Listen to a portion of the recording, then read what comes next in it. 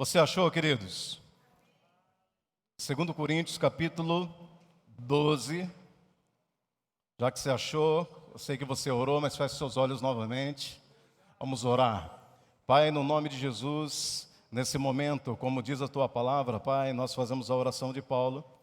Dê a cada um dos Teus filhos, Pai, aqui presente, espírito de sabedoria e de revelação, no pleno conhecimento da Tua vontade, olhos do coração iluminados para que eles saibam qual é a esperança do Seu chamado para a vida deles, Pai, qual é a Sua herança da riqueza gloriosa juntamente com os santos, Pai, e qual é o Seu sobreexcelente poder que opera em nós o que cremos, Pai.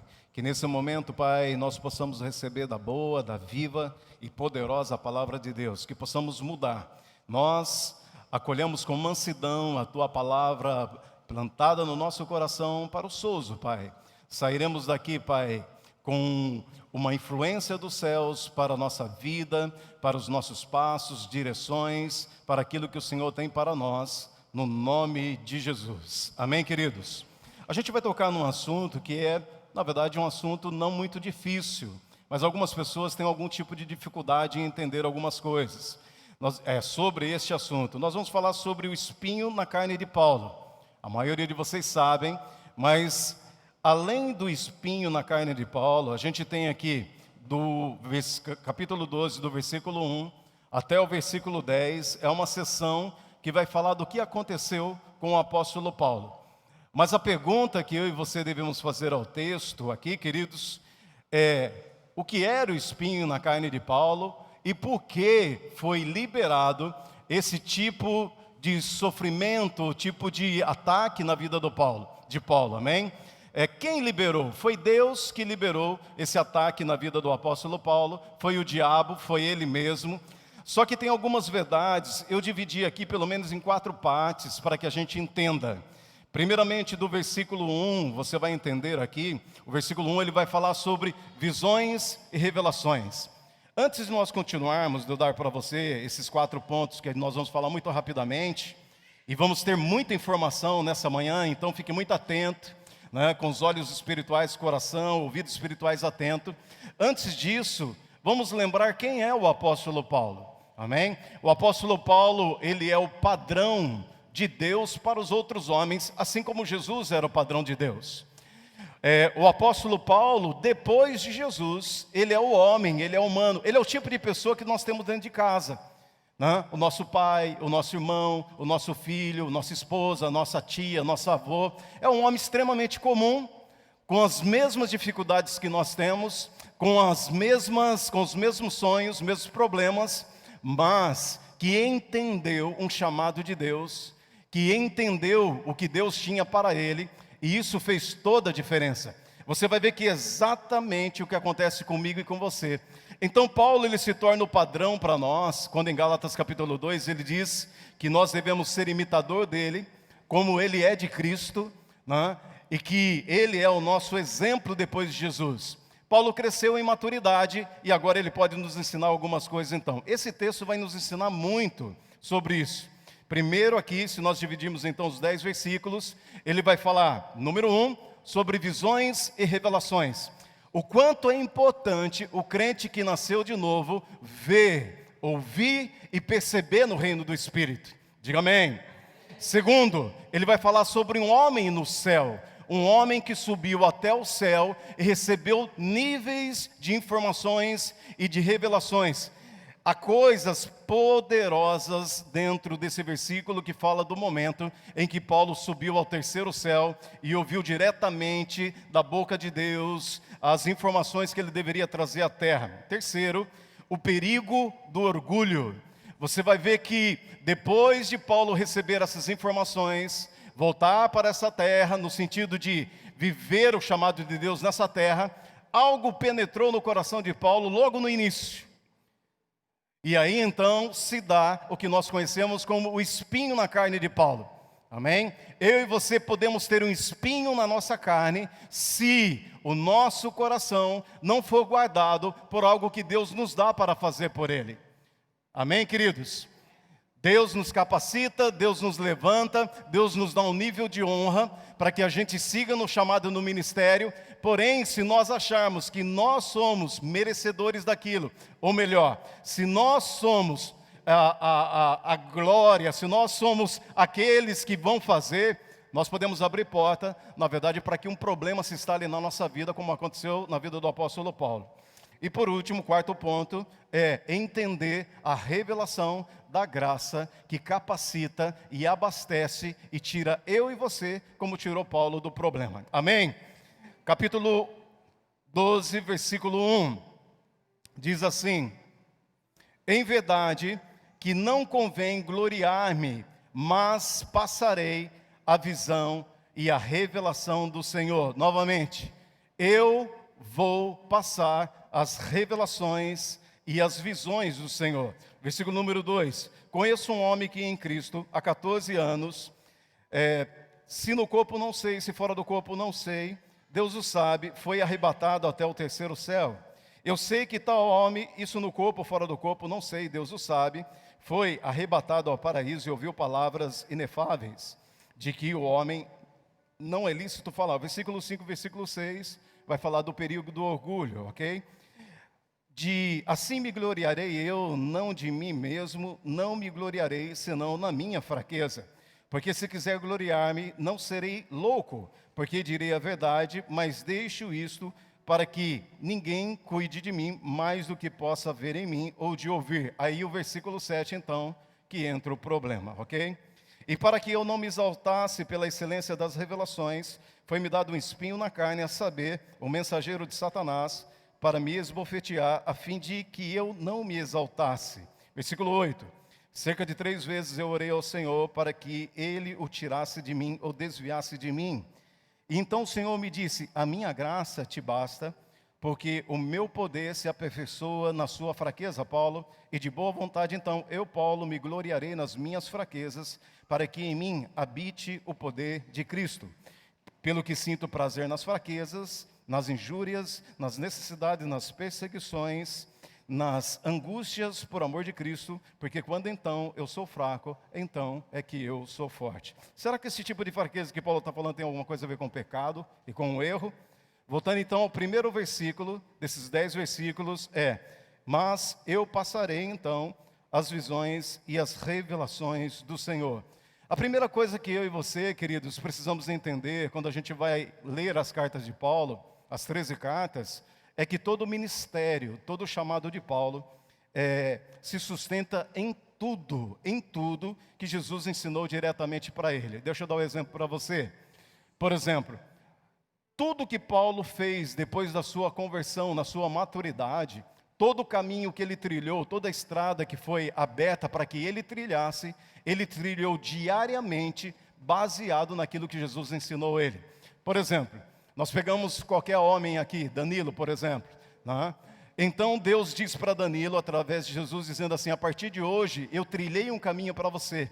Então toda a história, a partir de um ponto na vida de Danilo, ele vai trilhar dia após dias, segundo a orientação que Jesus falou para ele. Ele criou o caminho. O apóstolo Paulo, então, o ministério, a vida, as palavras, o chamado que ele viveu para o nosso exemplo, e assim é comigo e com você, na verdade, se sustenta em tudo que Jesus ensinou diretamente para ele. No texto de 1 Coríntios, no capítulo 11, versículo 23, você sabe que esse texto é o texto da ceia, amém? Nós temos outros exemplos da ceia no capítulo 13 de João, em Marcos e nos outros evangelhos. Mas nós sabemos que os discípulos, Pedro, Tiago, João e os demais discípulos não conseguiram ensinar para a igreja o que é a ceia de verdade. Eu não quero falar da ceia. Eu quero falar desse versículo 23 do capítulo 11, que Paulo é ele quem vai nos ensinar o sentido verdadeiro da ceia, que os discípulos não conseguiram nos ensinar. Ele diz: porque aquilo que eu recebi do Senhor, eu também vos entreguei. Pegue o ponto. O que eu recebi de Jesus, a informação que Ele me deu, é a informação que eu estou passando para vocês. Então Paulo, a partir do momento em que ele ouve ouve da boca do próprio Jesus, ele passa a instruir a igreja sobre a vontade perfeita de Deus. Não é assim comigo, com você? Para que nós, na verdade, desenvolvemos aquilo que Deus nos chamou, como pai, como marido, como empresário, como estudante, como filho, como esposa, nós precisamos entender o que Jesus está falando conosco por meio da sua palavra, sua vontade. Então nós vamos viver em cima disso. Amém, queridos? O que eu recebi é o que eu estou passando, não é o que eu pensei, não é o que eu estudei, é o que eu recebi por meio da revelação. É então que eu vou basear os passos e a doutrina daqui para frente. Diga amém. Uma coisa que nós temos que entender também, e eu sei que você sabe, você é mestre nisso, é que o apóstolo Paulo é o responsável por escrever de escrever 40% do Novo Testamento. Das 27 cartas que foram registradas pelos discípulos e apóstolos, Paulo escreve 13 cartas, ok? Você vai encontrar em 2 Pedro capítulo 2, o próprio Pedro, ele cita que o ensinamento de Paulo é segundo as Escrituras. Ele diz, Paulo, com a sabedoria que Deus lhe deu, traz o ensinamento. E Pedro bebia da fonte de Paulo. Na verdade, Pedro considerava as Escrituras ou as cartas de Paulo semelhantes à Escritura do Velho Testamento. Eles não tinham Bíblia. Na verdade, Pedro era um fã de Paulo. Amém, queridos? Glória a Deus. Ele escreve então 13 cartas que vai nos ensinar tudo o que ele ouviu diretamente da boca de Jesus. Ele vai passar qual é, a partir desse momento, o ponto para a nossa vida. Uma outra coisa, qual é então o chamado do apóstolo Paulo? Qual é o dom, qual é o ministério que opera no apóstolo Paulo? Se eu entender isso, que Paulo é um homem comum, como um parente meu, um parente seu, e sobre ele tinha uma habilidade dos céus, e exatamente como tinha sobre a vida dele, tem sobre a minha vida e tem sobre a sua vida. A Bíblia diz que Paulo foi chamado para pregar e para ensinar. Amém, queridos? Tem pessoas que pregam, tem pessoas que ensinam, tem pessoas que pregam e ensinam ao mesmo tempo. Tem pessoas que ensinam e pregam ao mesmo tempo. Amém, queridos? Eles fazem as duas coisas. Isso é um chamado de Deus.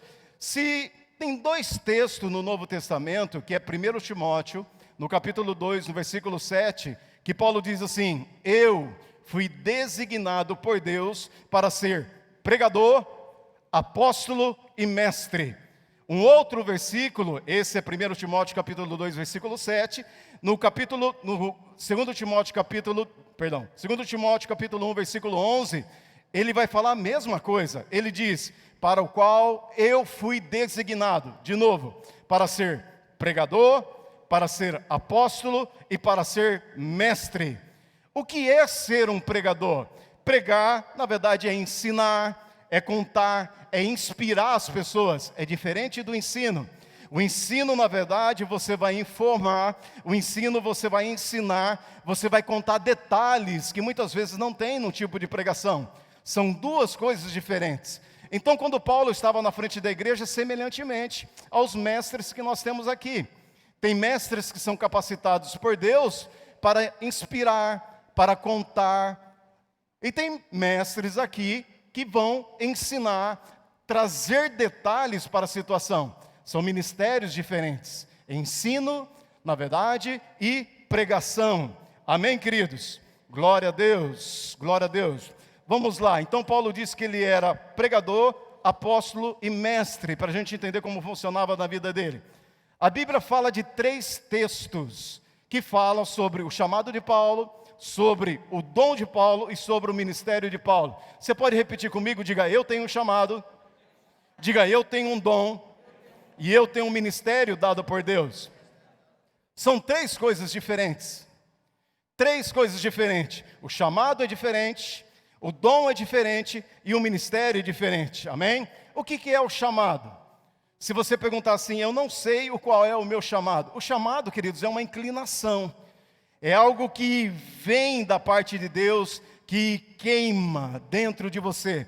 É quando você pega a sua Bíblia, você não consegue sair de um lugar. Você sempre está buscando aquilo que queima no teu coração, aquilo que te inspira, aquilo que você sempre vai buscar, aquilo que o teu coração pulsa, no caso. Esse é o chamado de Deus para mim e para você, amém? Ele dá sabor, Ele te inspira, você vive para isso, você deseja viver para isso. Efésios, no capítulo 1, versículo 18, a Bíblia diz que através do Espírito da sabedoria, da revelação e dos olhos iluminados, então, é que nós sabemos qual é o chamado de Deus para nós. Se você não sabe qual é o chamado de Deus para você nessa terra, todos nós nascemos com chamados.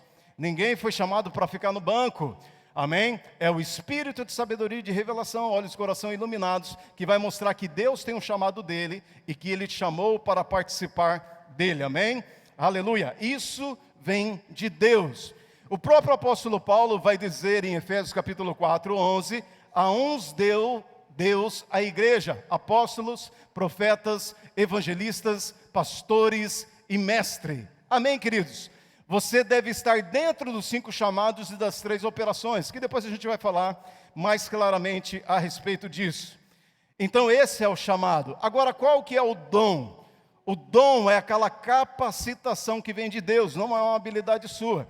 O dom, ele vem sobre você. O dom é uma virtude, o dom na verdade é um poder. O dom é aquilo que nós chamamos de unção.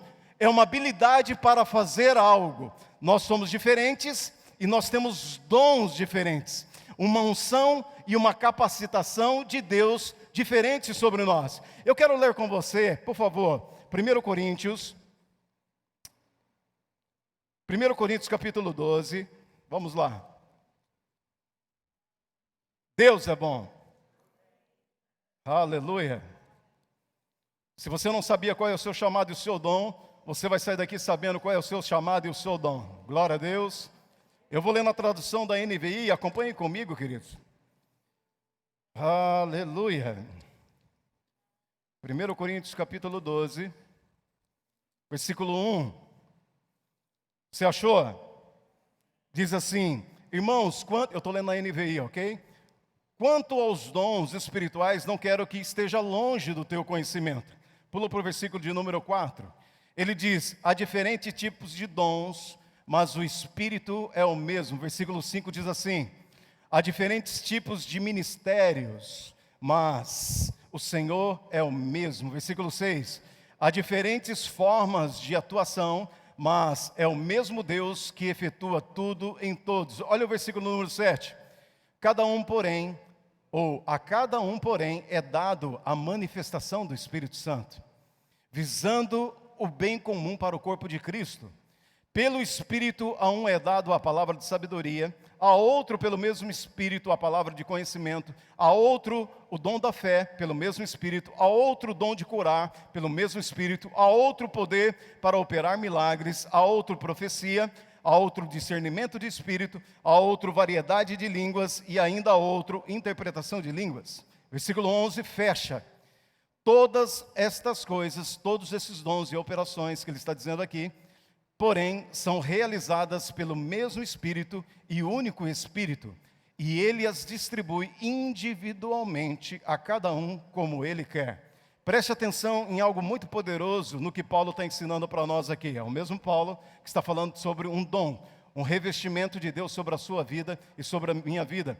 No versículo 4 ele diz, há diferentes tipos de dons, mas o Espírito é o mesmo. O que ele está querendo dizer é que quem dá o dom para você é a pessoa do Espírito Santo. Há uma participação da Trindade. Só que no versículo 5 ele vai dizer o seguinte, há diferentes chamados ministeriais. Um é apóstolo, o outro é profeta, o outro é mestre, o outro é evangelista e outro é profeta. É isso? Pastor, no caso. Você tem pessoas que têm o dom da contribuição. Você tem as pessoas que têm o dom de servir, o dom de socorro. Você tem outras pessoas que têm o dom de profetizar, cantando, pregando, ensinando. Você tem o dom da liderança, o dom da administração. A Bíblia diz aqui, é Paulo ensinando que essa capacitação do Espírito Santo, de repente coloca algo na minha mão e eu não sou tão bom para fazer. Eu não consigo desenrolar por mais que eu tente. de repente cai na mão de Nadijane, e ela consegue fazer aquilo com um nível de excelência que eu não consigo fazer. Por quê? O dom é uma capacitação. Porém, Paulo está ensinando que quem dá o dom é a pessoa do Espírito Santo. Agora, para o chamado, ser apóstolo, ser profeta, ser pastor e mestre, ele diz que quem separa para isso é Jesus Cristo. Então Jesus chama para o ministério, para o apostolado, ou para ser pastor, para o dom de socorro. Então o Espírito Santo vem com um dom sobre essa pessoa, e reveste essa pessoa com uma capacitação para ela fazer o serviço. Até isso você entendeu?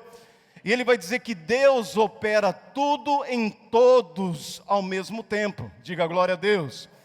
Então, o ministério de Paulo, sobre a vida de Paulo, esse que no capítulo 12, versículo 1 de 1 Coríntios, que vai falar do espinho na carne, ele diz, vou passar as revelações.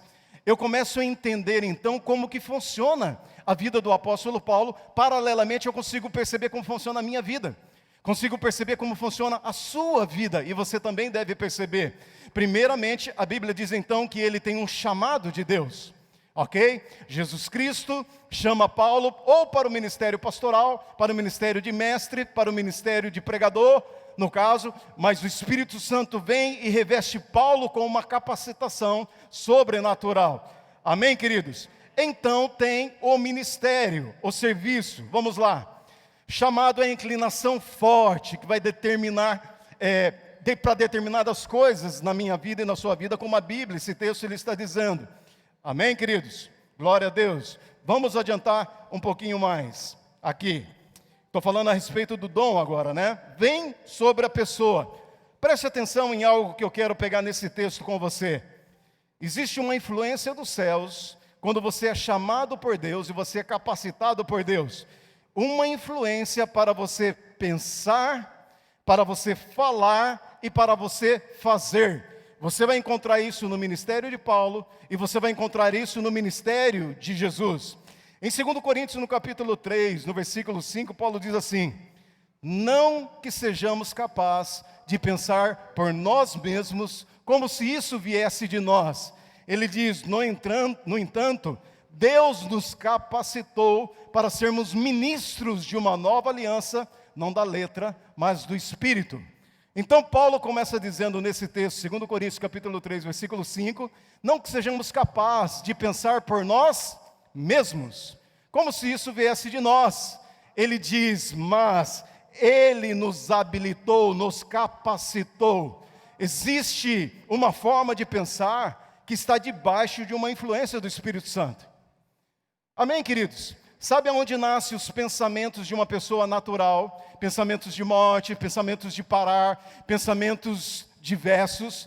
Naquele ponto do pensamento, onde tem origem os pensamentos, lá na fonte, há uma influência e uma capacitação do Espírito Santo para que você tenha a capacidade de pensar. Diga amém. É por isso que você é capaz de pensar como Deus pensa. Você é capaz de pensar como Jesus pensa, que você tem a mente de Cristo. 1 Coríntios capítulo 2, verso 16.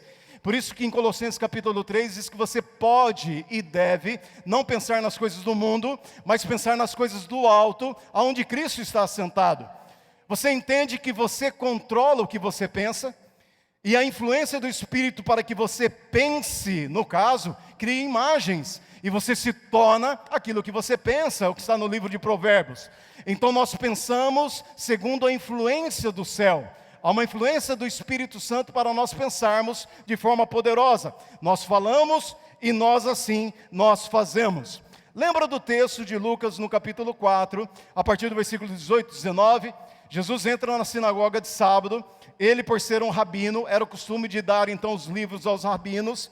E ele pegou e ele leu naquela parte que dizia assim, no caso, o Espírito do Senhor, ou o dom, ou a capacitação, está sobre mim, e Ele me ungiu para, 2 pontos, para que Ele foi ungido? Qual era a capacitação? Pregar a palavra, ou proclamar as boas novas. Ele diz, para fazer cegos verem por meio do fazer. Então ele não era só capacitado pelo Espírito Santo para pensar, mas para falar, proclamar e para fazer. Ele diz, para proclamar ou falar sobre o ano aceitável do Senhor. Jesus disse coisas, Jesus fez coisas, diga amém. Você lembra que Lucas vai dizer em Atos capítulo 1, versículo 1, passo a registrar tudo que Jesus começou a fazer e a ensinar. Amém, queridos? Há um outro texto em Lucas, no capítulo 24, 18, dos discípulos de Emaús, que diz assim,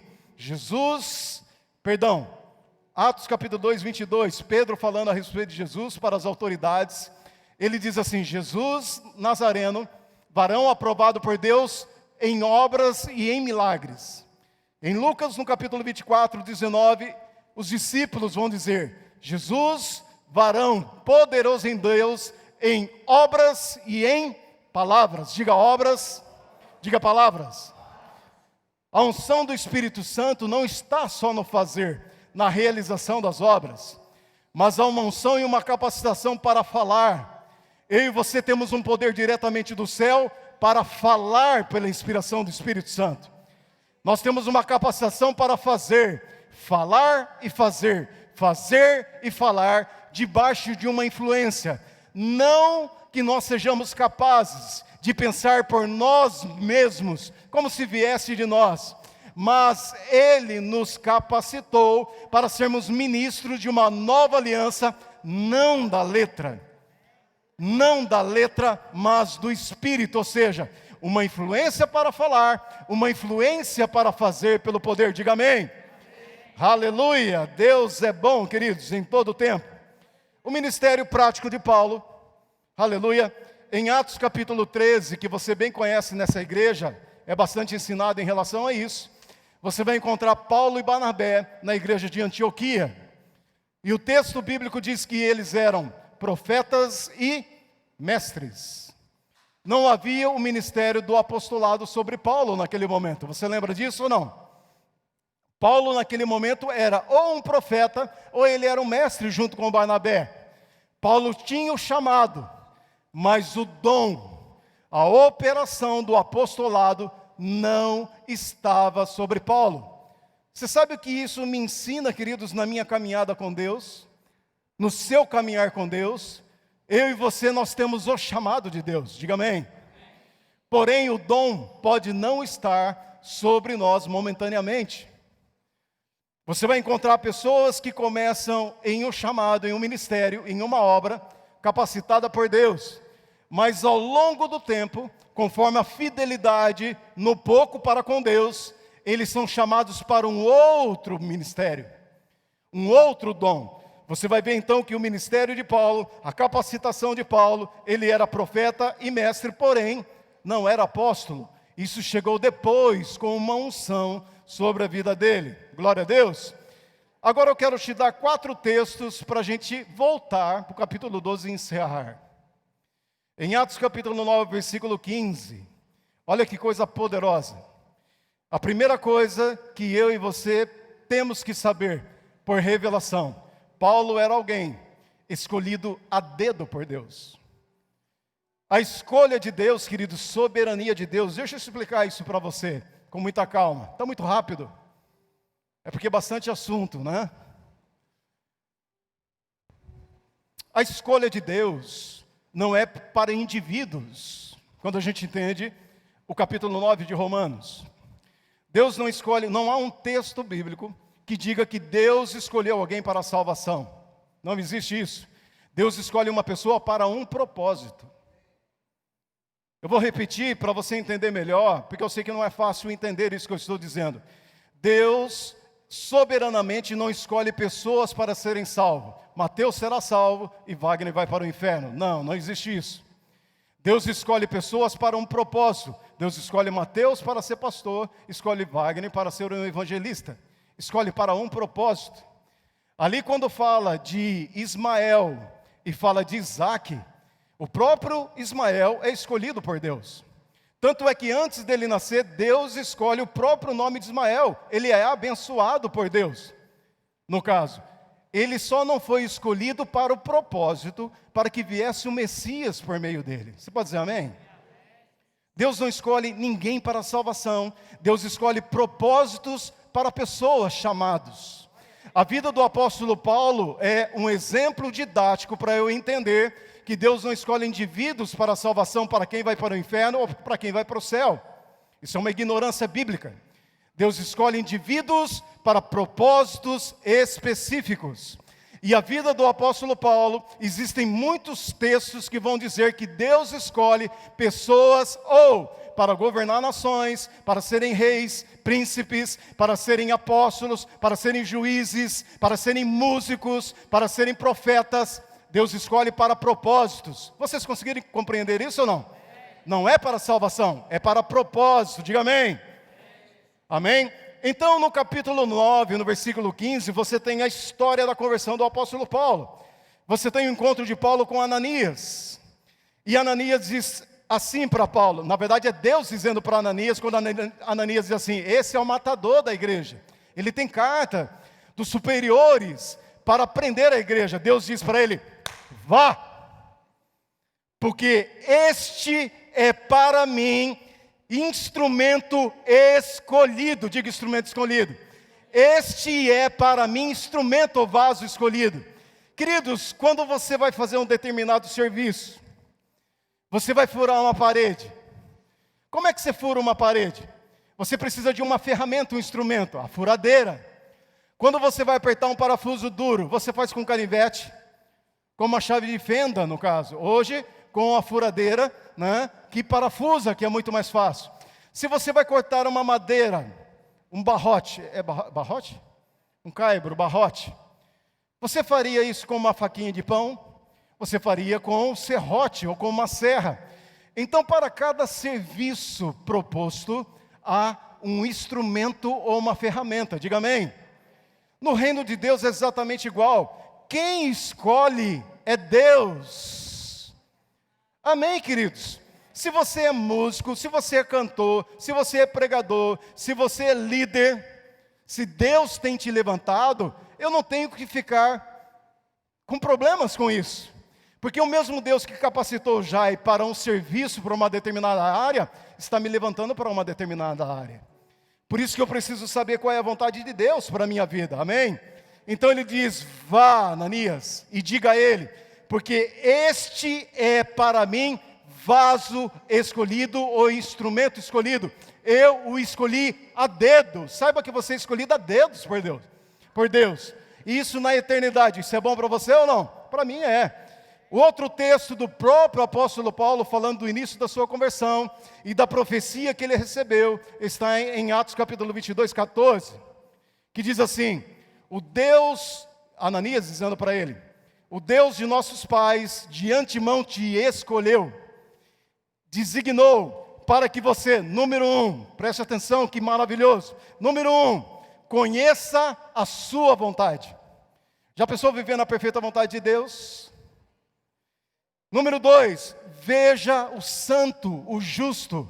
Paulo veria face a face Jesus.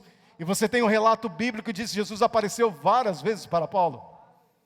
E diz, para que você ouça da voz da sua boca. Olha, queridos, o Deus dos nossos antepassados te escolheu a dedo como instrumento para quê? Primeiro, para que você veja Jesus. Segundo, para que você ouça a voz da sua boca. Terceiro, para que você conheça a plena vontade dEle. Você viu que foi trilhado um caminho?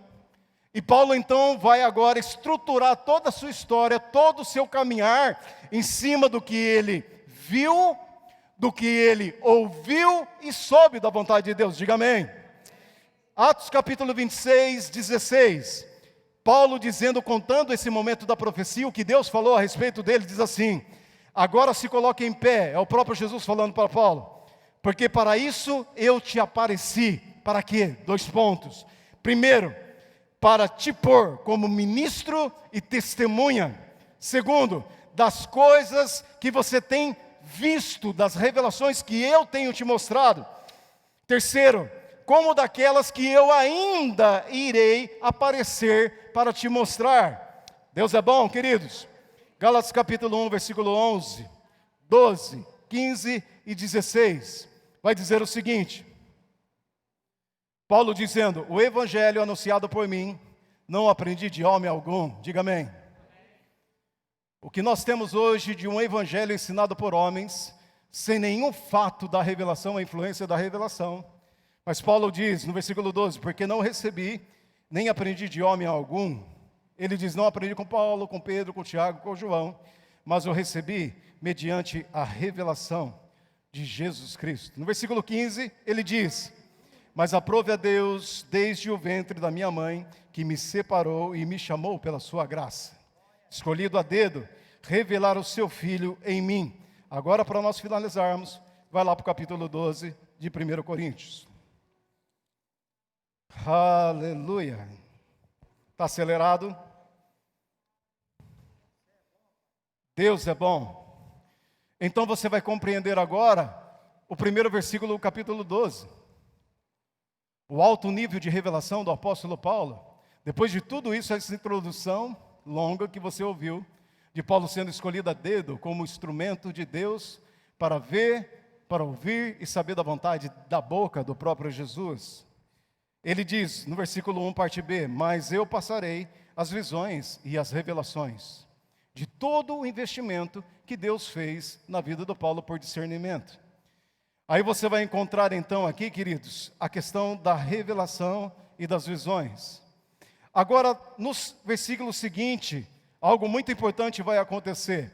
E se você estudar a Bíblia cronologicamente, o livro de Atos, com as cartas de Paulo, você vai encontrar um endereço, no caso. Versículo 2, ele diz, conheço um homem que em Cristo, que há 14 anos, diga 14 anos. Sabe aonde você vai parar no livro de Atos? Em Atos, no capítulo 14, no versículo 19. Há um retrocesso, então Paulo está falando dele. Que momento é esse? Ele vai dizendo assim, conheci um homem, e todos os mestres concordam que Paulo estava falando exatamente dele. Conheci um homem que há 14 anos atrás subiu ao terceiro céus e ouviu palavras que eram indizíveis de dizer aos outros homens. No endereço de Atos, você acabou de cair em Atos capítulo 14. Sabe o que aconteceu naquele momento? Alguns judeus que vieram da Antioquia, pegaram Paulo, citaram a multidão e apedrejaram Paulo.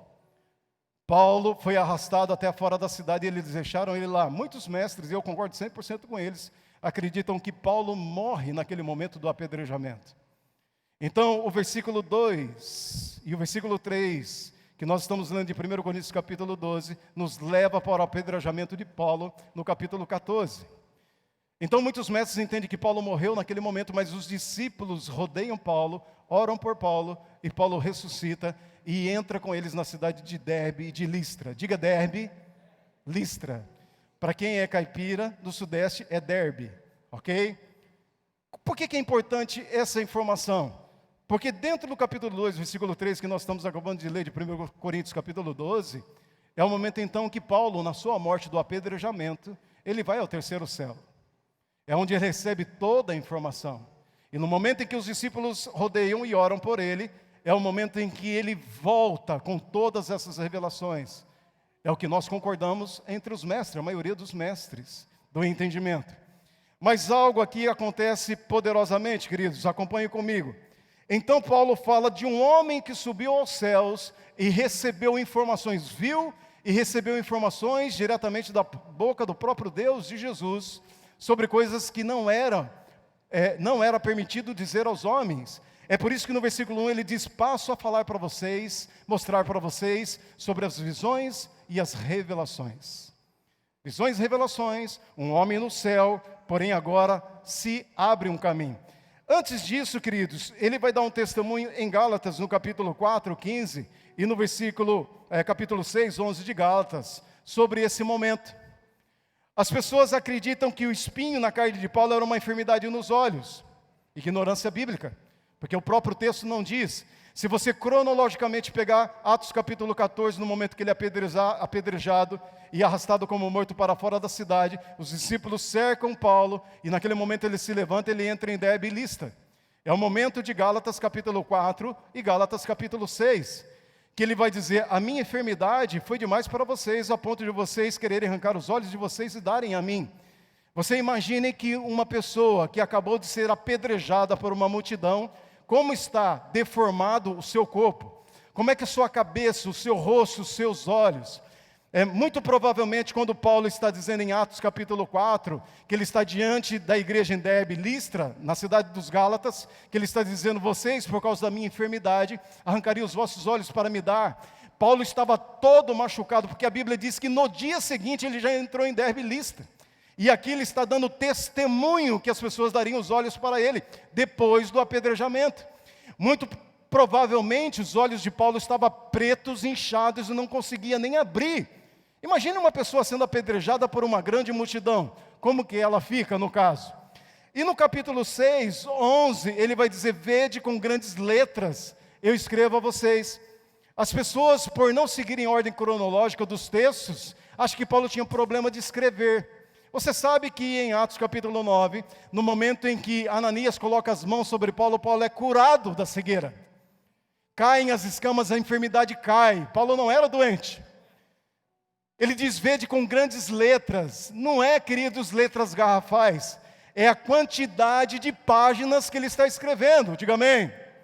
Quando luz chega, queridos, a ignorância sai pela janela. Amém? Aleluia, Deus é bom.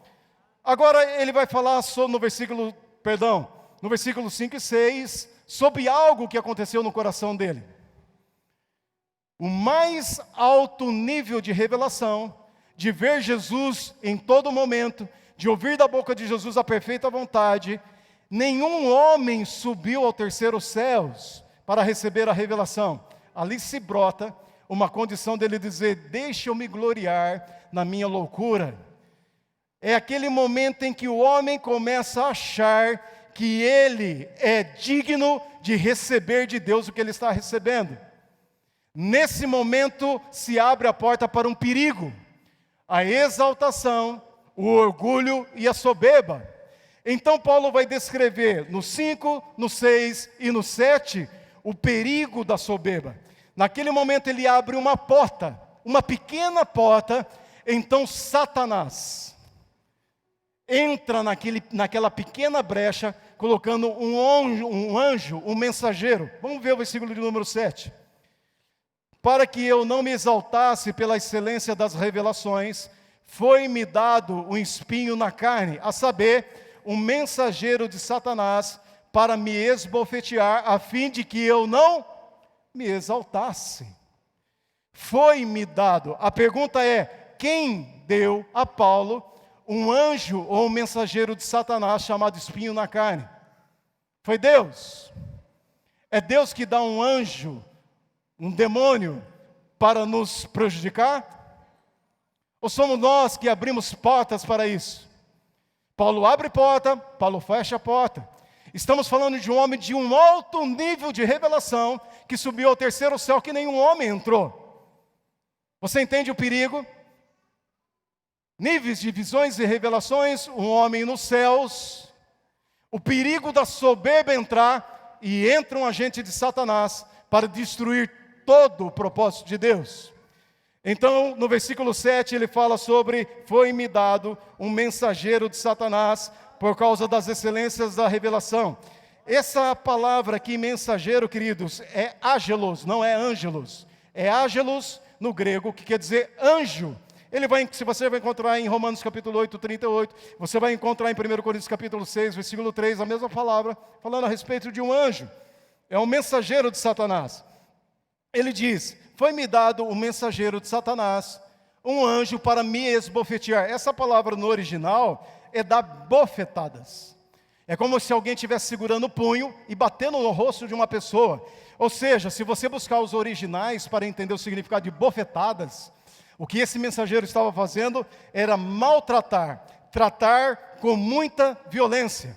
E você sabe então que Paulo vai dizer que em todos os lugares que eles chegavam, tinha conspiração dos judeus, ele tinha perigo entre os irmãos, ele tinha perigo de todas as circunstâncias, as pessoas se reuniam, eram inflamados pela religiosidade para matar Paulo. Então, cada lugar que Paulo chegava, o mensageiro de Satanás já criava um tumulto para abrir uma sepultura, para iniciar o ministério do apóstolo Paulo. Amém? Esse mensageiro tratava com violência a vida de Paulo. Olha que coisa interessante, queridos. No versículo de número 9, 8. Paulo ora, diga graças a Deus. Amém? Nós abrimos portas, nós fechamos portas por meio da oração. Aleluia. Acerca do qual 3 vezes orei ao Senhor para que o retirasse ou desviasse esse mensageiro, esse agente do diabo que me tratava com muita violência, no caso. E ele vai dizendo: disse-me o Senhor, a minha graça te basta, a minha graça, ela te abastece. Então a revelação da graça para Paulo vai acontecer nesse momento. Mas você deve entender que Paulo ora uma vez, dizendo: tira essa situação da minha vida, tira, os crentes são assim, Senhor, me livra dessa enfermidade, Senhor, me livra dessa injúria, dessa perseguição, Senhor, me livra desse problema financeiro, me livra desse problema conjugal, no caso. E a mesma resposta que Jesus dá a Paulo, Ele dá para mim e para você: é na minha graça, que eu já liberei todas as ferramentas, todas as armas que você precisa. Você não precisa orar para mim tirar, porque a minha graça te abastece para você reverter qualquer circunstância contrária na sua vida. É um ótimo momento para você dizer amém, se você entendeu. Então ele ora 3 vezes, a primeira ele não entende, Jesus diz: a minha graça te abastece. Ele ora a segunda vez: a minha graça te abastece. Pegue o que você precisa. Ele ora a terceira vez, então Jesus diz: Paulo, dentro da minha graça, que já foi liberado, você tem tudo o que precisa para vencer esse inimigo. Paulo então entendeu. Falou: entendi. Aí no versículo de número 9 ainda, ele vai dizendo assim, Jesus diz para ele: dentro da minha graça, aleluia, há um poder para te aperfeiçoar no momento em que você é fraco.